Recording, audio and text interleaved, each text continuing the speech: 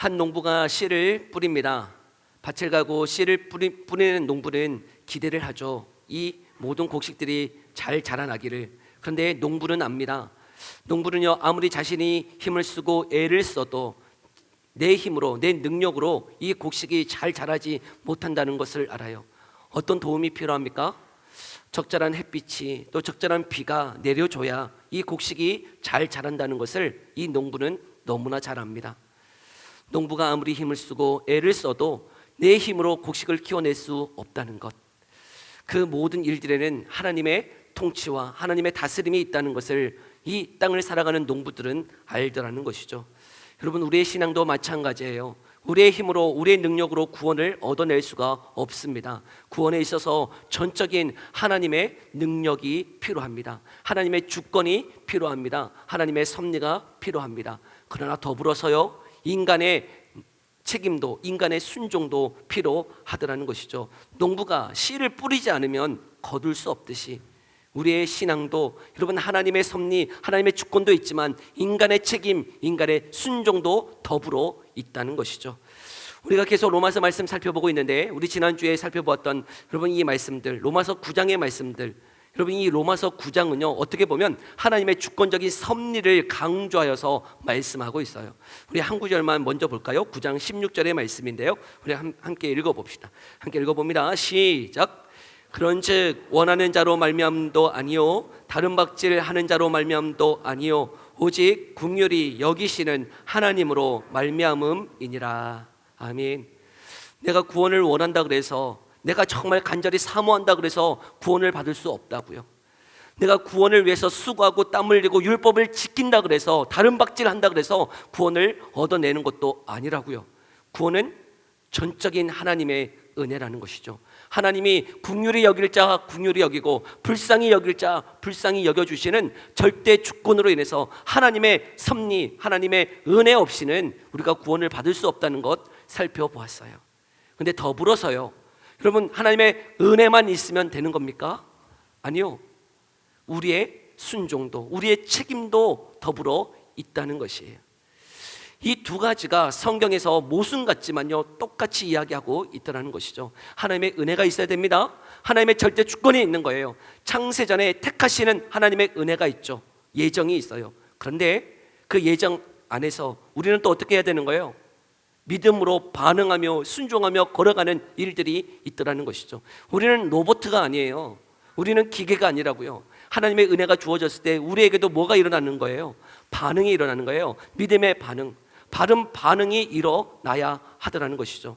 여러분, 우리에게 있어야 될 그 믿음의 반응, 순종의 반응, 이 반응이 참되게 일어나기를 간절히 소망합니다.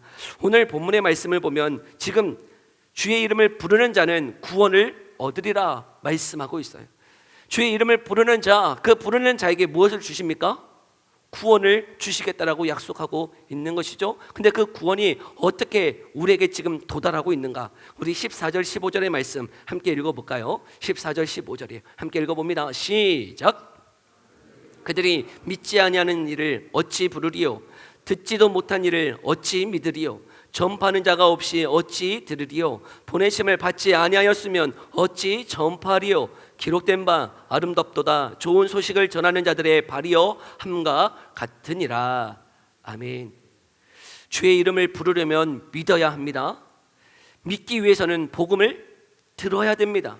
그 복음을 듣기 위해서는요, 누군가가 그 복음을 전해 주어야 한다는 것이죠. 그런데 분명히 9장에서는, 로마서 9장에서는 뭐라고 말씀하고 있냐면, 창세전에 구원받을 자 다 어떻게 하셨다고요? 하나님이 택하여 놓으셨다는 거예요. 그러면 하나님이 다 하시지. 하나님이 이미 창세전에 택하여 놓으셨다면 하나님이 그 사람 그냥 부르시지. 천사를 통해서 부르시든 아니면 밤중에 하나님이 환상으로 나타나셔서 부르시든 하나님이 부르시지 왜 사람을 사용하시는 겁니까? 여러분, 이 복음에는, 이 하나님의 역사에는 우리의 책임도 있는 거예요. 우리가 해야 되는 일들이 있더라고요. 어떤 일입니까? 복음을 전해주는 사람을 통해서 복음을 듣게 하시는 거예요. 사람을 통해 복음을 듣게 하셔서 저와 여러분들이 이 자리에 있게 하셨다는 것이죠. 어떤 분들은 부모님 부모님을 통해서 주의 복음을 듣고 이 자리에 나오신 분들이 있고, 어떤 분들은 친구를 통해서, 동료를 통해서 복음을 듣고 나오신 분들도 있고, 어떤 분들은 지나가다가 어떤 전도자에 의해서 복음을 듣고 나오신 분들도 있고, 어떤 분들은 교회 가야 되겠다 하는 그 마음이 들어서 교회에 나오신 분들도 있을 것이에요. 어찌 되었든 여러분, 다양한 모양으로 이곳에 나왔지만 우리가 복음을 듣고 교회에 나와서 그 복음을 배우고 가르침을 통해서요, 그 복음을 깨닫는 그 은혜가 있어야, 그 누군가가 전해주는 자들이 있어야 복음을 듣고 깨닫게 되어졌다는 것이죠. 복음에는 이처럼요, 하나님이 어떤 천사나 어떤 환상을 통해서 전함이 아니고 사람의 이 말을 통해서, 사람의 전달을 통해서, 복음을 전해주는 자들을 통해서 복음을 듣게 하시고 변화되게 하셨다는 것이에요. 그 책임이 저와 여러분에게 지금 있는 줄 믿어요. 올림픽을 할 때 올림픽 성악을 그 그리스 올림피아에서 이렇게 전달하여서 그 올림픽이 이루어지는 장소까지 성화 개주하듯이 성화를 전달하여서 불이 이렇게 전달되지 않습니까? 그렇죠? 네, 그 불들이 잘 전달되어야 되는데, 전달받은 그 성화 개주자가 다음 목적지까지 가지 않고 다른 곳으로 가면 어떻게 되는 거예요? 뛰는데 다른 곳을 향해서 뛰어. 가다가 불을 꺼먹어. 그러면 어떻게 되는 거예요? 성화에 불을 붙일 수 있나요? 붙일 수 없을 것이에요. 여러분, 지금 이 시대에, 지금 이 지역에 그 복음의 불을 저와 여러분에게 맡겨 주셨어요. 저와 여러분들이 그 복음의 불을 들고 누군가에게는 그 복음의 그 불을 전달해 줘야 될 책임이 누구한테 있는 거예요? 저와 여러분에게 있더라는 것이죠. 하나님이 이미 창세전에 택하여 놓으셨으니 하나님이 다 알아서 하실 것이다. 아니요. 그 복음의 불의 그 전달의 사명을 지금 저와 여러분들에게 맡겨 놓고 있으시다는 것이죠. 여러분이 이 복음을 전달하며 그 책임을 다할 수 있는 저와 여러분 되기를 간절히 소망합니다. 복음을 전해야 되는 거예요. 복음을 전하며 증거해야 그 복음의 불이 꺼지지 않는다라고 말씀하고 있더라고요. 그러면서 이어서 16절의 말씀을 하고 있는데요, 우리 16절의 말씀 함께 읽어볼까요? 함께 읽어봅니다. 시작. 순종하지 아니하였도다. 이사야가 이르되 주여 우리가 전한 것을 누가 믿었나이까 하였으니. 저는 이 16절을 읽을 때에 그러나라고 하는 이 단어가 특이하게 다가왔어요. 지금 15절까지는 어떤 말씀입니까? 복음을 전파하는 자들을 통해서 주의 복음을 듣게 하시고 믿게 하신다라고 하는 것 말씀하고 있어요. 우리가 복음을 전해요. 그러나 어떤 일이 있습니까? 그들이 다 복음에 순종하지는 않더라는 것이죠. 우리가 복음을 전하지만 다 복음을 듣고 나옵니까? 아니요. 거부하고 거절하고 그 복음을 믿지 않는 자들도 있더라는 것이에요.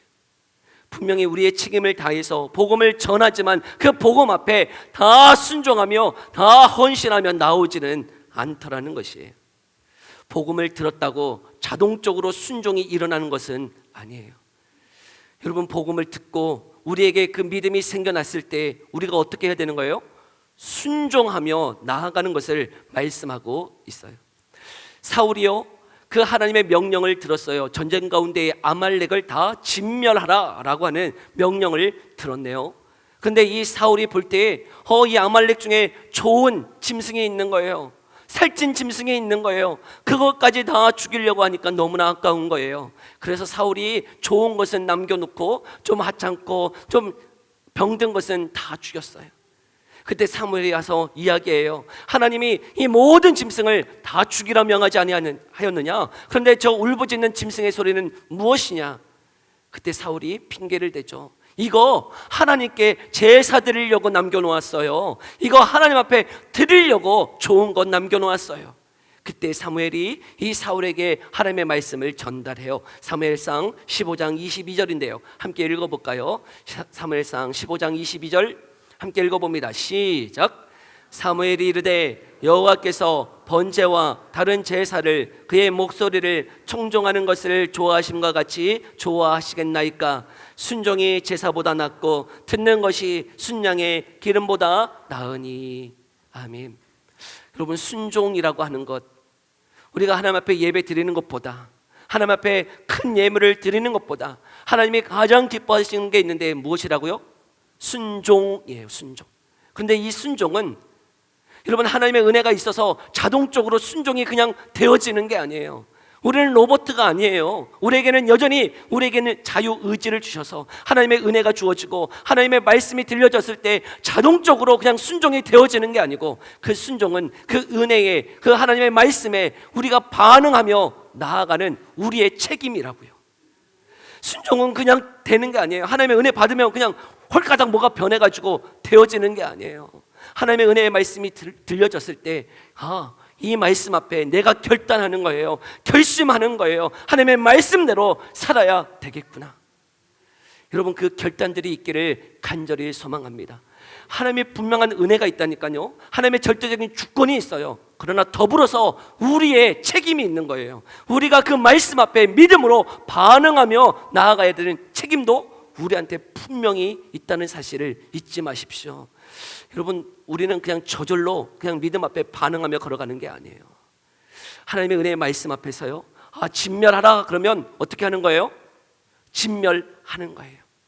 때로는 하나님의 말씀 앞에서요, 순종하며 걸어갈 때 때로는 불이익이 있을 수도 있어요. 세상 가운데서 불이익이 있을 수 있다 할지라도 그 말씀 앞에서 어떻게 하는 거죠? 불이익을 감내하며 순종하며 믿음으로 나아가는 것이죠. 은혜가 있으면 그냥 저절로 그게 감내되어지는 게 아니에요. 여러분, 우리가 결단하는 거예요. 결심하는 거예요. 또 어떤 분들은 이렇게 이야기하더라고요. 하나님의 말씀을 들었는데 왜 나만 용서합니까? 왜 나만 사랑합니까? 저 사람은 아무런 변화가 없는데 왜 나만 순종하며 걸어가야 됩니까? 나만 바보 같아요 라고 이야기하시는 분들이 있어요. 그렇죠? 왜 맨날 나만 용서해야 돼요? 왜 나만 이렇게 죽어야 돼요? 저 사람은 하나님의 말씀 똑같이 듣는데 안 변하는데 왜 나만 바보처럼 하나님의 말씀 앞에 왜 나만 순종하며 바보처럼 걸어가야 됩니까? 왜 나만 바보처럼 걸어가야 됩니까? 왜 나만 순종해야 되는 겁니까? 다른 사람들은 용서 안 하는데 왜 나만 꼭 하나님의 말씀 듣고 용서해야 된다, 용서해야 된다, 사랑해라 라고 들려지는 그 말씀 앞에 왜 나만 바보처럼 사랑해야 되느냐 하는 것이에요. 왜 내가 용서해야 됩니까? 왜 내가 사랑해야 됩니까? 왜 내가 먼저 죽어야 됩니까? 왜 내가 먼저 손 내밀어야 되는 겁니까? 왜요? 그게 은혜예요. 여러분, 정말 주의 은혜가 있는 자가 순종하는 게 은혜라고요. 내가 정말 주의 말씀대로 살아갈 때 그게 내게 복이라고요. 다른 사람 아무리 안 변해도 여러분 변화되면, 내가 먼저 주의 말씀대로 살면 먼저는 내게 복이요, 또 나를 통해서 그 복이 어떻게 되어지는 거예요? 흘러가게 하시는 줄 믿어요. 왜 내가 먼저 해야 됩니까? 왜 내가 먼저 해야 됩니까? 왜 내가 바보처럼 나만 용서해야 됩니까? 먼저 용서하세요. 먼저 들은 게 하나님의 은혜인 줄 믿습니다. 그게 복인 줄 믿습니다. 그게 복인 줄을 깨닫고, 하나님 나한테 얼마나 더 큰 복을 주시려고 내게 이런 말씀을 내게 먼저 들려주십니까? 하나님, 내가 변화되어져서 다른 사람들을 변화시키는 은혜의 사람 되게 해달라고 간구하며 걸어가는 자 되어지기를 간절히 소망합니다. 오늘 본문의 말씀을 이렇게 묵상하다가 17절, 분명히 주의 말씀을 전하는데 여러분 다 순종한다고요? 순종하지 않아요. 전에도 순종하지 않아요. 그런데 17절 마지막으로 뭐라고 이야기하는지 함께 읽어볼까요? 우리 17절 함께 읽어봅시다. 시작. 그러므로 믿음은 들음에서 나며 들음은 그리스도의 말씀으로 말미암았느니라. 아멘. 저는 이게 잘 논리적으로 이해가 되지 않았어요. 분명히 16절에 그러나 복음을 전하지만 순종하지 않는다. 근데 그러므로 어떻게 하라고요? 믿음은 들음에서 난다. 이 말이 논리적으로 잘 이해가 안 되더라고요. 다른 걸 이야기할 텐데, 아니 복음을 전하지만 믿는 자, 순종하는 자들이 없어. 그러므로 어떻게 해야 된다는 거예요? 그러므로 어떻게 해야 되는 거예요? 믿음은 들음에서 난다, 이렇게 얘기하는데 저는 잘 이해가 되지 않더라고요. 근데 이 말씀을 계속 묵상하다 보니까 깨달아지는 게 있었어요. 여러분, 우리는 여전히 주의 복음을 듣지만 현실은 어때요? 말씀대로 살아가는 사람들이 있어요, 없어요? 별로 없어요. 순종하며 걸어가는 사람들이 별로 없어요. 그런데 그럼에도 불구하고 뭐라고 말씀하고 있는 거죠? 믿음은 들음에서 나는 게 원칙이라는 거예요. 다른 방법은 없다는 거예요. 복음을 전하지만 여전히 순종하지 않아, 여전히 주의 말씀대로 살지 않아요. 어떤 다른 방법이 있을까? 어떻게 다르게 해서 이 사람을 믿게 할 수 있을까? 다른 방법이 있다고요? 없어요. 믿음은 어디서 난다는 거예요? 들음에서 나는 거예요. 어떤 분들은 이렇게 목사를 가르치는 성도님들이 계세요. 목사님, 이렇게 해보세요. 교회를 이렇게 하면 부흥한다니까. 저를 이렇게 가르쳐 주시는 많은 성도님들이 계셔요. 얼마나 감사한지 모르겠어요. 이렇게 해보세요. 이렇게. 저한테 이렇게 많은 것들을 가르쳐 주세요. 근데 믿음은 다른 방법이 있습니까? 교회에서 여러분, 지금까지 교회가 이렇게 부흥하고 이렇게 왔는데 무슨 교회가 부흥하는 다른 방법이 있을까요? 여기서 무슨 서커스 하면 복음을 믿습니까? 여기서 막 서커스 하면 복음을 믿어요? 믿음은 그렇게 생겨나는 게 아니에요. 제가 청년 때 20-30년 전에 부흥하는 게 있었어요. 교회 부흥하는 거, 열린 예배라 그래가지고요. 여기서 뭘 했냐면 공연을 해서 공연을 20년 전에 막 강대상 위에 막 조명 화려하게 막 해놓고요. 강대상에서 설교하기보다는 설교하면 잘 안 들으니까 여기서 공연을 했다고, 막 공연을 하면서 복음을 전했어. 그러면 잘 들어요? 막 믿음이 생겨나요? 아니에요. 열린 예배가요 한 10년 후에 다 사라졌어요. 지금 열린 예배 하는 데 있습니까? 다 닫힌 예배지. 열린 예배 하는 데가 없어요. 여러분, 이 믿음은 어떤 다른 방식으로, 어떤 다르게 포장해서 전달하면 믿음이 생긴다? 아니요. 믿음은 무엇으로 생겨나는 거예요? 오직 들음으로. 말씀을 들을 때 성령께서 역사하셔서 우리 가운데 그 믿음을 불러일으키게 하시더라는 거예요. 어떤 세상의 방식이나 무엇으로 포장해서 믿음이 생겨나는 게 아니에요. 여러분, 이 복음을 들을 때 성령께서 우리의 마음을 만져주심으로 우리 안에 믿음이 생겨나더라는 것이죠. 여러분, 그 믿음 앞에 저와 여러분들이 결단하는 거예요. 결심하는 거예요. 순종함으로 그 말씀대로 살아가겠다. 때로는 내가 세상에서 바보가 되고 세상 사람들 앞에 손가락질 밟고 불이익이 있다 할지라도 그 말씀대로 한번 살아가 보겠다라고 하는 결단이 우리에게 생겨나기를 간절히 소망합니다. 그런데 그 복음은 도대체 무엇입니까? 그 복음의 핵심은 다른 게 아니에요. 17절 하반절에 말씀하고 있죠. 그리스도의 말씀으로 말미암는 나라고 말씀하고 있어요. 그리스도의 말씀이에요. 여러분, 이 복음은 다른 게 아니에요. 예수 그리스도예요. 예수 그리스도. 복음은 대단한 게 아니에요. 예수 그리스도예요. 그분이 날 위하여 십자가에 죽으셨고, 그분이 날 위하여 이 땅에 인간의 몸으로 오셨고, 그분의 순종하심으로 우리가 그 예수님을 믿음으로 구원받는다는 그 사실을 믿는 거예요. 여러분, 그 믿음이 우리 가운데 생겨나기를 간절히 소망해요. 그리고 그 믿음 앞에 우리가 온전히 순종함으로 결단하며 나아가기를 소망해요. 하나님이 다 알아서 해주신다? 예전에 청년 때는 그런 생각을 했어요. 하나님, 날 바꾸어 보세요. 하나님, 날 좀 바꾸어 보세요. 하나님의 은혜가 날 바꾸신다면서요. 하나님, 은혜가 충분하게 부어지면 날 바꾸신다면서요. 나 같은 거 어떻게 바꾸실래요? 그러면서요, 그냥 가만히 있으면서 하나님, 은혜 줘보세요. 은혜 줘보세요. 내가 은혜 받으면 내가 한번 해볼게요. 그런 생각으로 신앙생활을 했던 것 같아요. 지금 그렇게 신앙생활 하시는 분들 계시죠? 하나님, 내 마음 한번 바꿔보세요. 나 같은 것도 한번 바꿔봐주시면 나 하나님 살아계시겠다고, 살아계심을 확신하며 내가 걸어갈게요. 근데요, 바뀌었잖아요. 제가 바뀌었어요. 어떻게 바뀌었을까요? 어떻게? 기영아, 하나님의 막 음성을 막 들려주셨을까요? 아니요. 네, 이 말씀을 들을 때요, 정말 하나님의 은혜가 있었어요.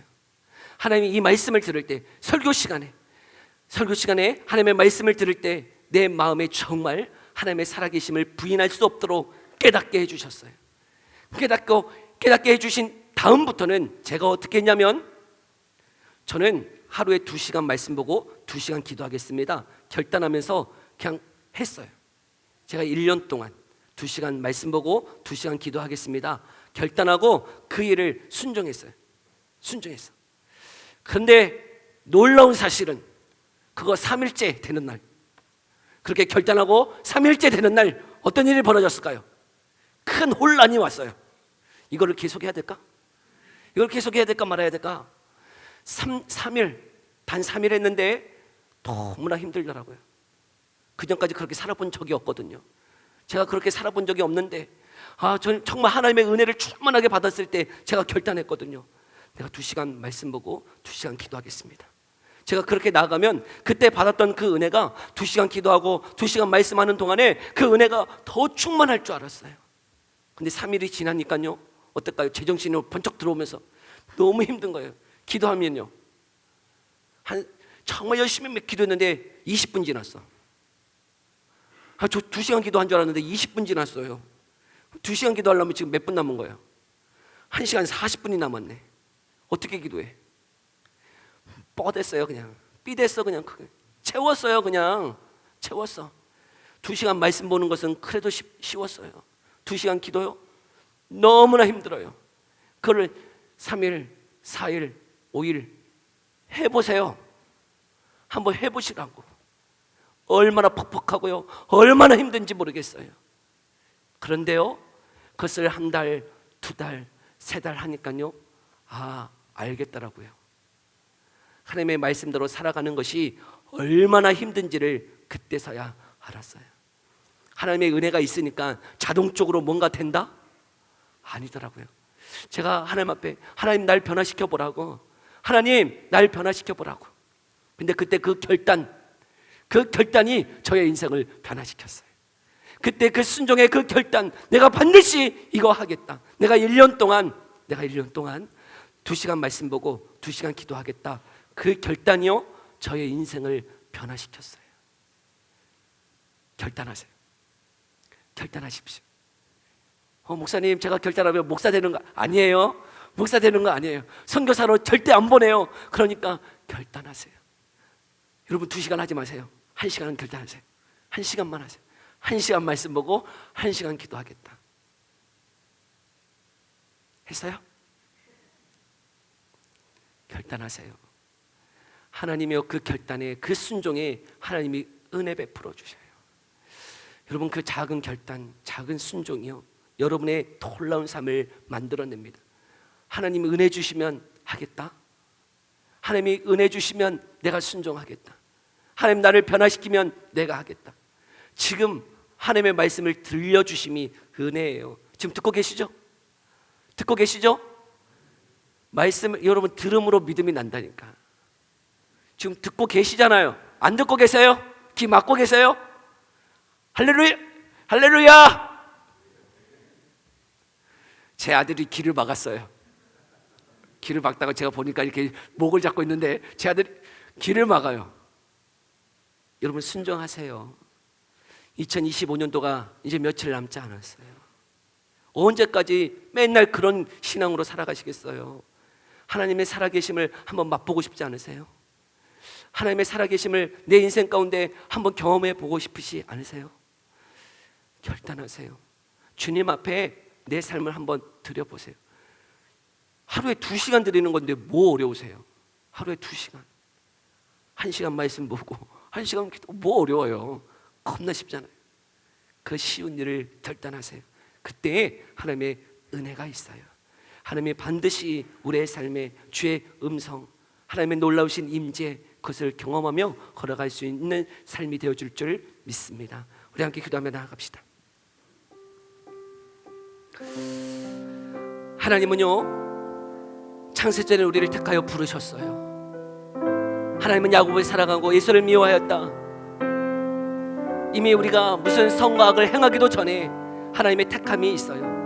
그러나 더불어서 그 놀라운 하나님의 주권적인 섭리뿐만 아니라 우리에게 인간의 그 순종, 인간의 책임을 요구하고 계세요. 우리는 복음을 전해야 되는 사명을 받은 자들이에요. 또한 그 복음을 들었다면 순종하며 걸어 나가기를 요구하고 계세요. 우리는 로봇가 아니에요. 여러분, 그 말씀 앞에 우리가 손과 발을 움직여서 하나님 앞에, 그 말씀 앞에 순종하기를 요구하고 계세요. 여러분, 그 순종의 자리 앞으로 우리가 나아가기를 소망합니다.